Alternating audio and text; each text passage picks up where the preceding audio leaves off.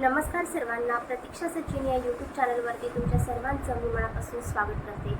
प्रयत्न करायचे, पण किती वेळा करायचे? एक वेळेस करणार, 2 वेळेस करणार किंवा 100 वेळेस करणार?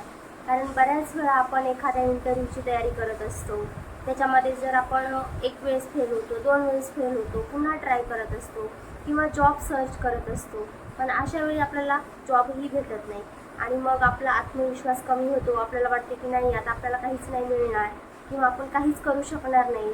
आणि आपल्या आजूबाजूचे पण असे काही लोक असतात, ते सुद्धा आपल्याला म्हणतात की नाही होणार, किती वेळा ट्राय केला, अजून नाही झालं तुझ्यानं, अजून हा इंटरव्ह्यू तू पास झाला नाहीस किंवा अजून तुला जॉब भेटली नाही।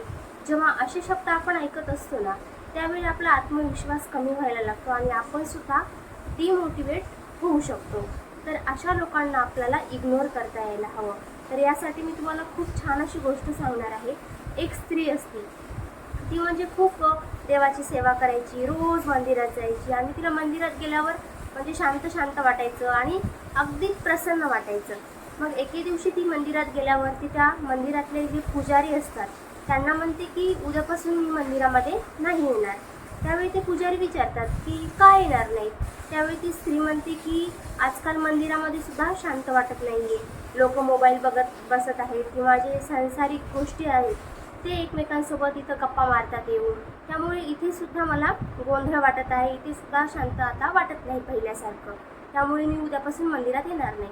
त्यावेळी ते पुजारी त्या स्त्रीला म्हणतात की ठीक आहे, पण मंदिरामध्ये येणं बंद करण्या अगोदर तू एक काम कर, एक पाण्यानं ग्लास भर आणि तो ग्लास भरलेला ग्लास घेऊन त्या मंदिराला प्रदक्षिणा मार आणि लक्षात ठेव की या ग्लासातून एक सुद्धा पाण्याचा थेंब खाली नाही पडला पाहिजे।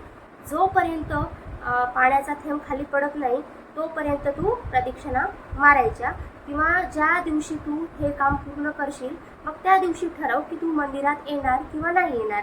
मग ती स्त्री त्या पुजारी म्हटले त्याप्रमाणे करते, पाण्याचा ग्लास भरते पूर्ण आणि पहिल्या दिवशी मंदिराला प्रदक्षिणा मारते। तर तिच्याने पाणी खाली सांडतं, पाण्याचे 1-2 थेंब जे असतात ते खाली सांडतात, कारण ती डिस्टर्ब होते। तिचं जे लक्ष असतं ना, कुणी काहीतरी बोलतं, कुणी मंदिरामध्ये येतं, तर मंदिरामध्ये आलेल्या लोकांकडे किंवा त्यांच्या आवाजाकडे किंवा इतर गोष्टीकडे तिचं लक्ष जात असतं, त्यामुळे त्या पाण्याचा थेंब जो असतो ना तो खाली सांडतो।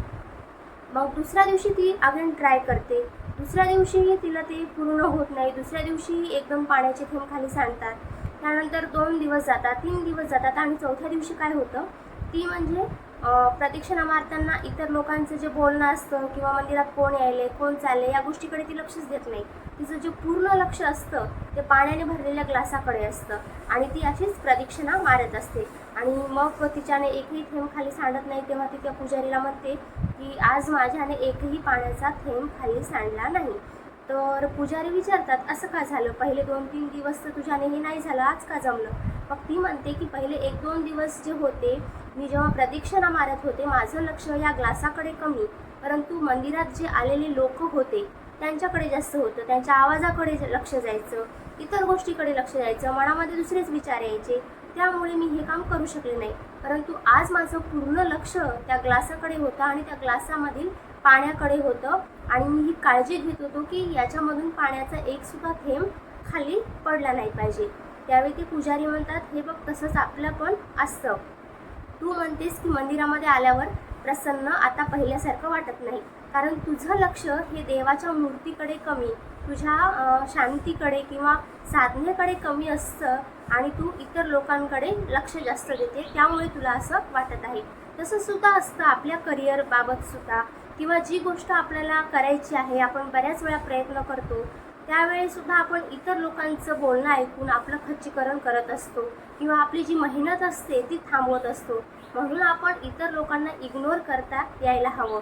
ज्यावेळेस आपण लोकांना इग्नोर करतो आणि मग आपण ठरवलं ना की आपल्याला हे काम करायचं, मग त्यावेळी आपल्याला पहिल्या, दुसऱ्या, तिसऱ्या प्रयत्नामध्ये यश नाही आलं तरी चालेल, परंतु चौथ्या प्रयत्नामध्ये आपल्याला यश नक्की येईल, कारण आपण अशा वेळी लोकांचं जे बोलणं असतं ना ते आपण इग्नोर करत असतो। त्यामुळे लोकांना बोलणं जे असतं ते इग्नोर करायला शिका आणि मेहनत करा आणि प्रयत्न करत राहा आणि यश मिळवत राहा। तर आजचा व्हिडिओ कसा वाटला कमेंट करून नक्की सांगा। माझ्या चॅनलवरती नवीन असाल तर माझ्या चॅनलला सबस्क्राईब करा। धन्यवाद।